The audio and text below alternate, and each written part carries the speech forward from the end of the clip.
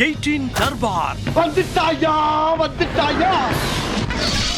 வணக்கம் மக்களே, வழக்கம் போல சுவாரஸ்யத்துக்கும் பரபரப்புக்கும் கொஞ்சமும் பஞ்சம் இல்லாம ஏகப்பட்ட விஷயத்த உங்களுக்காகவே கொண்டு வந்திருக்கோம். தர்பாரை தொடங்கலாமா? சீனு அப்படியா?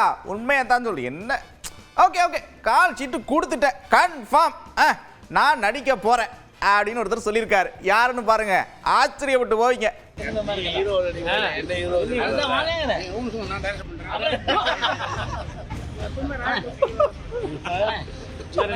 ஒரு படம் ரெண்டு பேர் சேர்ந்து ஒரு படம் பண்ணிடலாம்.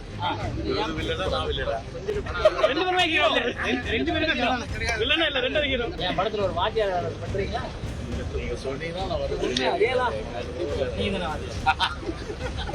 இருக்கு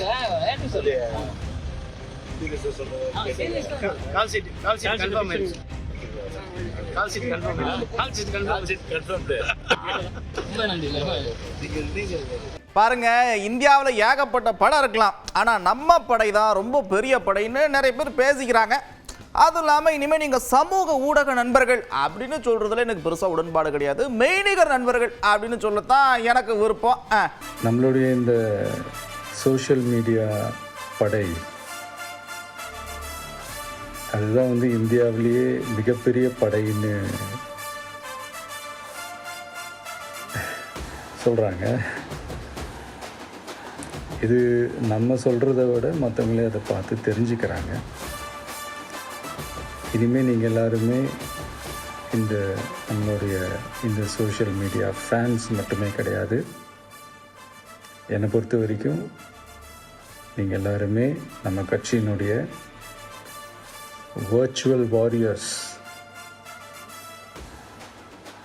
அப்படி தான் உங்கள் எல்லாரையுமே நான் கூப்பிடணுன்னு ஆசைப்படுறேன். Virtual warriors. ஓகே தானே? பிடிச்சிருக்கு தானே?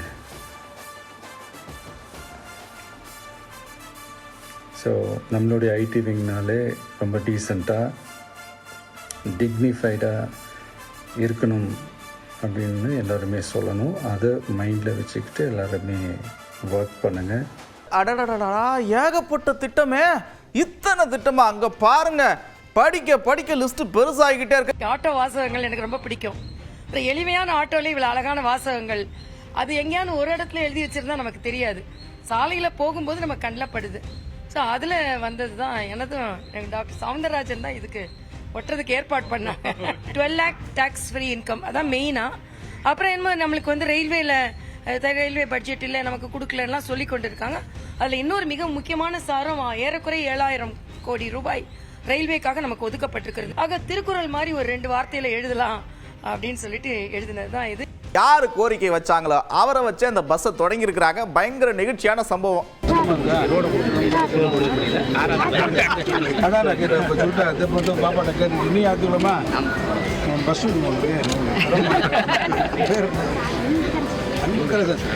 அன்புக்கு கட்டுப்பட்டு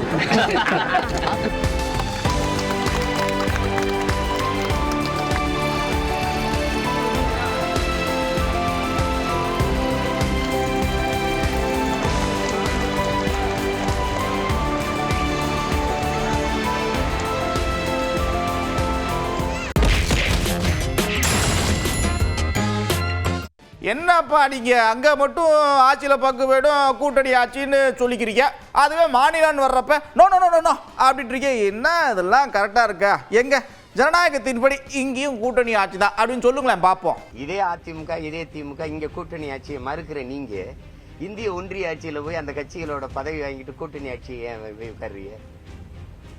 இந்தியாவை ஆளுங்கணும் போது நம்ம எல்லாம் கூட்டணியா இருந்துக்கிறோம், அது கூட்டணி தருவோங்கிறீங்க. இங்க வரும்போது ஏன் அப்படின்னா, நீங்க உங்களுக்கு தெரியும் 2006 காலகட்டங்கள் ஐயா கருணாநிதி அவர்கள் முதலமைச்சராக இருக்கும்போது காங்கிரஸும் பாட்டாளி மக்கள் கட்சியும் இல்லைன்னா அவர் 100 இடமோ நம்ம தான் வச்சிருந்தாரு, 96 இடம் வச்சிருந்தாரு. அப்ப ஆட்சியை தொடர முடியாது. அப்ப பாமகவுக்கோ அல்லது காங்கிரஸுக்கோ ஒரு மந்திரி பதவி கேட்டிருந்தா கொடுத்துருக்கணும்.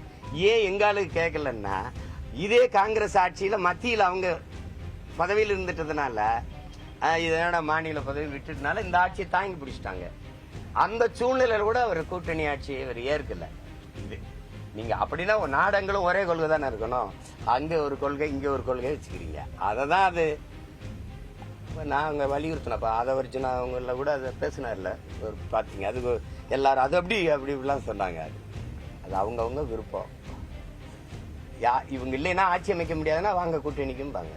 அவங்க ஏகப்பட்ட குற்றச்சாட்டை சொல்லிக்கிட்டே இருப்பாங்க. எதுக்காக சொல்றாங்க? திமுக ஒரு கனவு காண்றாங்க.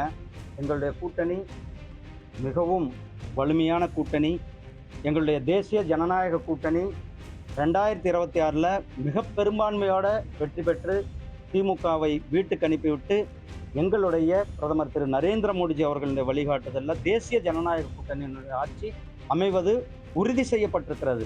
அதை பொறுத்து கொள்ள முடியாமல் தான் தினந்தோறும் திமுகவினுடைய மற்ற அந்த கூட்டணி கட்சிகள்லாம் ஒரு பொய்யான செய்திகளை பரப்பி கொண்டிருக்கிறார்கள். அடிக்கிற வெயில் மண்டைய புழக்க இங்கிருந்து அங்க எப்படி போறது? நினைச்சாலே கடுப்பாகுதுன்னு நிறைய பேர் புலம்பிக்கிட்டே இருப்பீங்க. இப்ப பாருங்க, குளு குளு குளு குளு குளு குளு குளு குளு அப்படின்னு போற மாதிரி புறநகர் ரயில்ல ஏசி.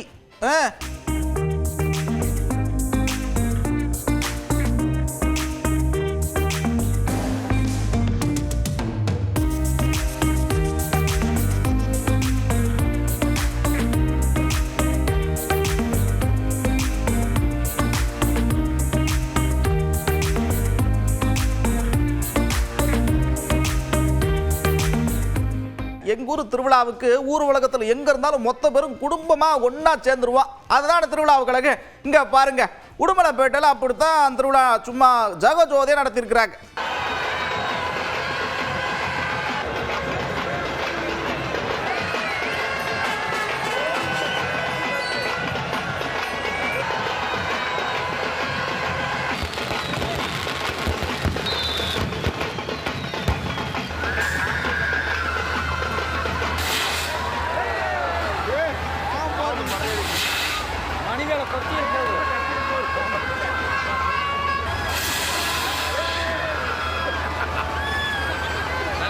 சரி, திருவிழாலாம் சும்மா கண்கொள்ளா காட்சி அறிஞ்சா அடுத்து அப்படியே திருவாரூர் பக்கம் வண்டியை விடுவா. நன்னிலம் பக்கமும் பயங்கரமாக திருவிழாலாம் செலிப்ரேட் பண்ணியிருக்கிறாங்க. ஊராரெலாம் ஒன்றா சேர்ந்து இந்த தீமிதி திருவிழாலாம் நடத்தியிருக்கிறாங்க. அதையும் ஒரு எட்டு பார்ப்போமா?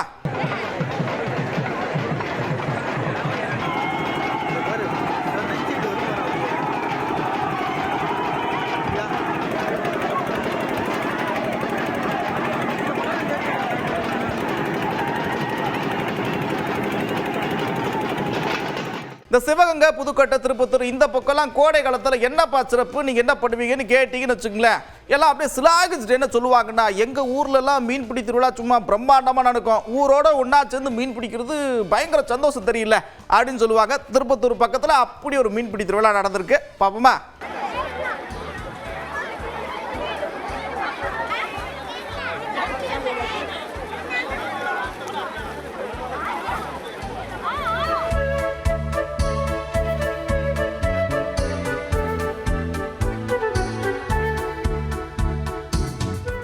ஒரு பக்கம் என்னடான்னா இலடி கொடுக்குறாங்க, இன்னொரு பக்கம் என்னடான்னா ஹெல்மெட் கொடுக்குறாங்க. இவங்க பாருங்க, வெள்ளி நாணயம் கொடுக்குறாங்க.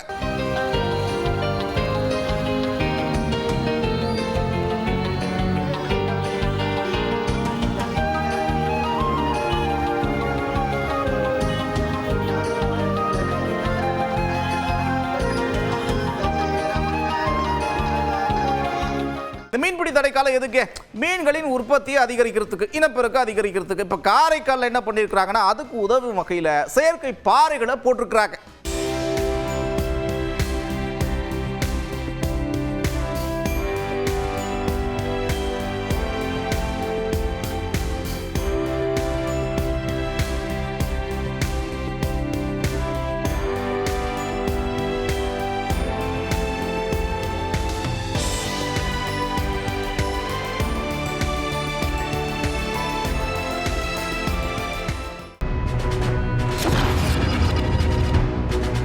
தமிழை வளர்க்குறதுக்கு இன்னும் என்னெல்லாம் பண்ணணும் அப்படின்னு மக்கள் கிட்ட கேட்டிருக்கோம். மக்கள் பலவிதமான கருத்துக்களை சொல்லியிருக்கிறாங்க. பாப்போமா? மாணவர்களிடையே நிறைய நல்ல புத்தகங்களினுடைய தலைப்புகளை கொடுத்து பேச சொல்லலாம். கட்டாயமாக இணையத்திலையும் வலைதளத்திலையும் தமிழ் மொழியோட ஆதிக்கத்தை கொண்டு வரணும். குழந்தைகளுக்கு முதலில் ஆங்கிலத்திற்கு இணையான தமிழ் வார்த்தைகளை கற்றுத்தர வேண்டும். இன்னும் தமிழ் கல்லூரிகள் வரணும். என்னென்ன உணவு பண்டங்கள் எல்லாத்துக்குமே தமிழ்லயே சொல்லி நம்ம குழந்தைங்களுக்கு இது பண்ணோம் அப்படின்னாக்கா அவங்க அந்த வேர்ட் எல்லாம் புரிஞ்சுக்குவாங்க. அரசு வேலைகளில் வருபவர்கள் தமிழ் மொழியில் கையெழுத்திட வேண்டும். குழந்தைங்களுக்கும் தினமும் 5 சொற்கள் தமிழ்ல சொல்லி கொடுக்கறது இன்னும் நம்ம வர ஜெனரேஷனுக்கு நமக்கு யூஸ்ஃபுல்லா இருக்கும். தெருக்களுக்கு கூட தமிழ் பெயர்கள் தான் இருக்க வேண்டும். தமிழில் இளைஞர்களுக்கு பெயர் அமைய வேண்டும். தமிழ் எழுத்துக்களை தெரியாத காரணத்தால் அவர்கள் உயர்படிப்பில் படிக்கும்பொழுது பிழையின்றி படிக்கவும் எழுதவும் தெரியவில்லை. பல்வேறு ஊர்களிலும் இலக்கிய அமைப்புகள், முத்தமிழ் மன்றங்கள் வளர்க்க வேண்டும். இதெல்லாம் செய்தால் மேலும் மேலும் தமிழ் நிலைத்திருக்கும். உரையாடல் நம்ம வெளியில் பேசும்பொழுதும் நம்ம குழந்தைகள்கிட்ட பேசும்பொழுதும் தமிழை பற்றி நம்ம அதிகமாக பேசணும். திரைப்படங்களில் வந்து தமிழ் பெயர் கண்டிப்பாக வைக்கணும்னு ஒரு வெளியிட்டாங்கன்னா அந்த அளவு ஒரு தமிழ் வளர்ச்சிக்கு அது மிகப்பெரிய உறுதுணையாக இருக்கும். எழுதுகிற அட்ரஸுங்கிறது வந்து இங்கிலீஷ் எழுதிட்டு இருக்கோம் எல்லாருமே நம்ம தமிழ்நாட்டில். முதல்ல வந்து நம்ம எல்லாருமே என்ன பண்ணோம்னா அதை வந்து தமிழில் எழுதணும். அந்த முகவரியை தமிழில் வந்து இன்டர்வியூஸ் நம்ம வச்சாங்கன்னா தமிழில் உள்ள பீப்புள்ஸுக்கும் நமக்கு வந்து ஈஸியாக வந்து வேலை கிடைக்கும். தமிழ் செய்தித்தாளை நிறைய வாசிக்கணும், தமிழ் புத்தகங்களை நிறைய படிக்கணும், பிள்ளைகளை படிக்க வைக்கணும். அப்பாவின் பெயரை முதல் எழுத்தை போட ஆரம்பித்தாலே தமிழ் வளர்ந்து விடும் என்பது எங்களுடைய நம்பிக்கை. நாங்கள் பெங்களூர் சைட் பக்கத்தில் இருக்கோம். இங்கே தமிழ் ஆசிரியர்கள் கொஞ்சம் நிறைய போட்டாவே இங்கே தமிழ் கொஞ்சம் வளர்ப்பு மேம்படுத்தலாம். தமிழ்த்தாய் வாழ்த்து தமிழகத்திலே பாடப்பட்டு வருகிறது. அதே போலவே சமத்துவத்தை வலியுறுத்தக்கூடிய இன்னொரு பாடல், தமிழர்களின் ஒற்றுமை உணர்வை, உடன்பிறப்பு உணர்வை, சமத்துவ உணர்வை உறுதிப்படுத்தக்கூடிய இன்னொரு பாடல் ஒரு சமத்துவ பாடலாக தமிழக பள்ளிகளில் ஒலிக்கப்பட வேண்டிய அவசியம் இருக்கிறது. இந்த வெயில் காலம் வேற ஸ்டார்ட் ஆயிடுச்சு. அவங்களும் பாவம் இருக்கிற இடம் இல்லாமல் கொஞ்சம் வெப்பத்தை தணிக்கிறதுக்கு அங்கங்கே எங்கே நிழலாக இருக்கோ ஒதுங்குவாங்க. கொஞ்சம் சூதானமாக என்ன இருக்குது ஏது இருக்குன்னு பார்த்துங்க. இங்கே பாருங்க எவ்வளோ பெரிய மலைப்பாம்புன்னு.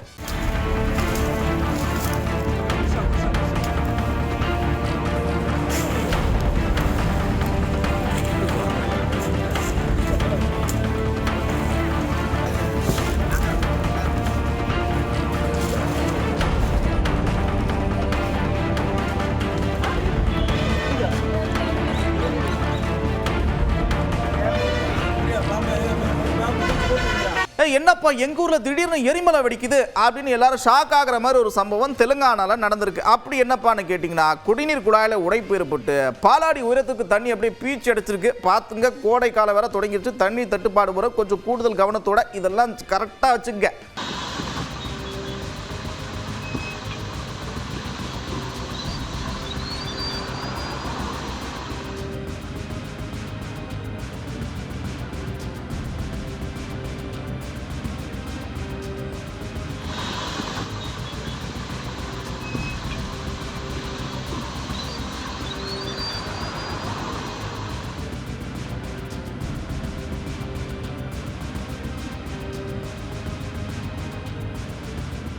செங்கல்பட்டு பக்கத்தில் லாரி ஒன்று வைக்கோலை கொண்டு அப்படியே போயிருந்திருக்கு. உடனே கெஸ் பண்ணியிருப்பீங்க என்ன நடந்திருக்குன்னு. அதே தான், இந்த மின்கம்பியில் உரசி லாரி முழுவதும் தீக்கிரையாக இருக்கு.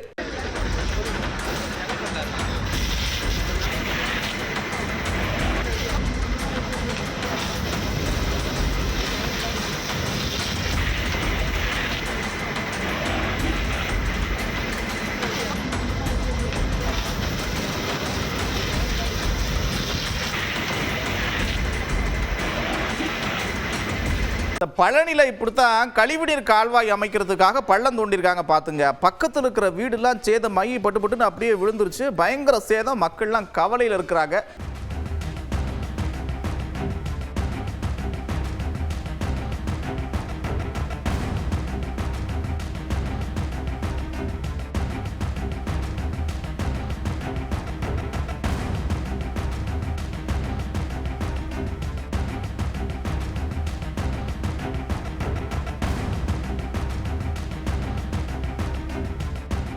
அப்புறம் என்ன, ஜாலியாக சிரிச்சுட்டே ரசிச்சுட்டே பார்த்துருப்பீங்க. ஆனால் கடையை மூடுற நேரம் வந்துருச்சு. மறுபடியும் இதே மாதிரி ஒரு தர்பாரில் உங்களை சந்திக்கிறேன். அதுவரை விடைபெறுவது நான் நந்தா. இது 18 தர்பார்.